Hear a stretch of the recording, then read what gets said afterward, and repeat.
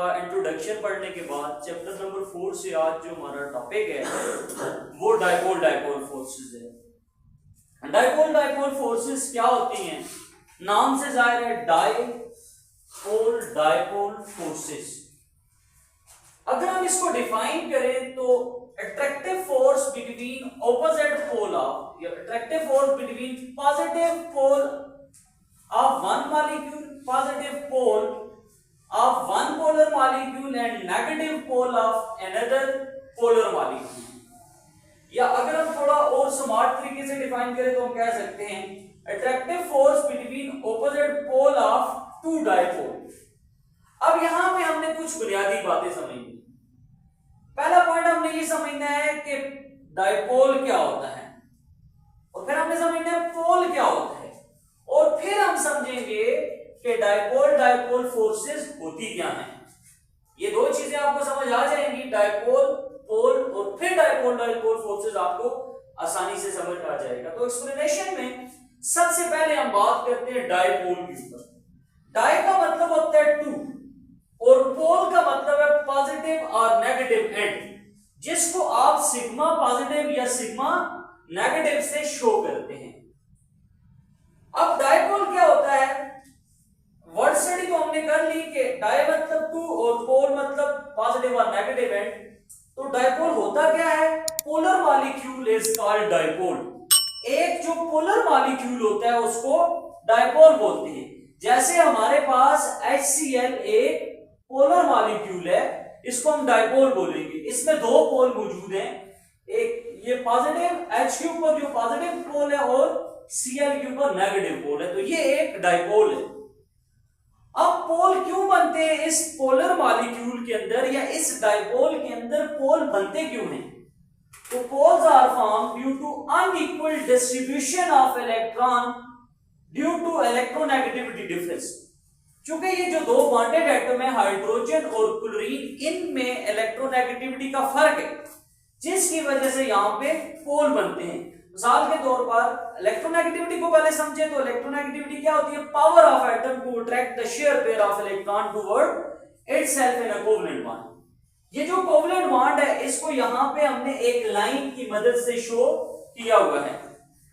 इसमें दो इलेक्ट्रॉन है, इन इलेक्ट्रॉन को क्लोरीन अपनी तरफ अट्रैक्ट कर रहा है और हाइड्रोजन अपनी तरफ अट्रैक्ट कर रहा है।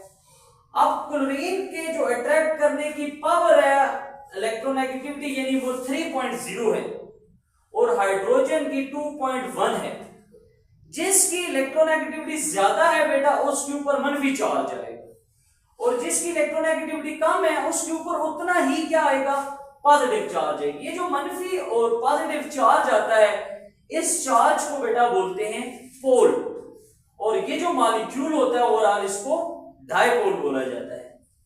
अब अगर हम यहां पे बात करें formation of dipole dipole forces की, तो network of attractive forces develop between opposite pole of two separate molecule which is considered as dipole dipole forces. एक नेटवर्क डेवलप होता है जो ऑपोजिट पोल के दरमियान में होता है। मिसाल के तौर पर अगर आप देखें, ये मैंने आपके सामने HCl के मॉलिक्यूल लिखे हुए हैं, इनमें H के ऊपर पॉजिटिव पोल है और सारे Cl जो है उनके ऊपर नेगेटिव पोल है। अब नेगेटिव पोल जो क्लोरीन है वो अपने करीब मौजूद पॉजिटिव पोल को अट्रैक्ट करता है। इसी तरह से ये जो हाइड्रोजन है ये क्लोरीन को अट्रैक्ट करता है। तो ये इनके दरमियान में एक अट्रैक्शन डेवलप होती है, और इस अट्रैक्शन को डाइपोल डाइपोल फोर्सेस का नाम दिया जाता है। यहां पे जो डॉटेड लाइन है उनकी मदद से मैंने डाइपोल डाइपोल फोर्सेस को शो किया हुआ है।